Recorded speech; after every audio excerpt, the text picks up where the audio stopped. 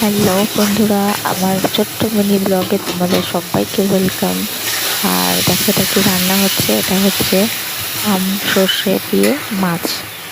দারুণ টেস্ট হয়েছে খেতে, এটা টক টক ছিল, দারুণ দারুণ।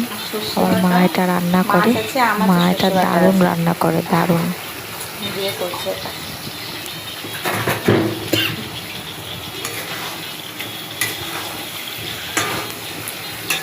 মাছটাও সেদ্ধ হবে, আমটাও সেদ্ধ হবে, একটু মিষ্টি দিতে হয়, নাহলে টকের এটা আসে, হালকা টক টক হবে।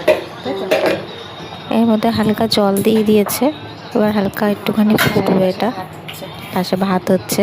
হালকা একটু চিনি দিল,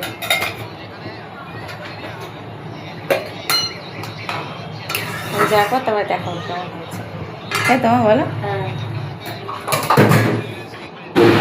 এই দেখো রান্না কমপ্লিট।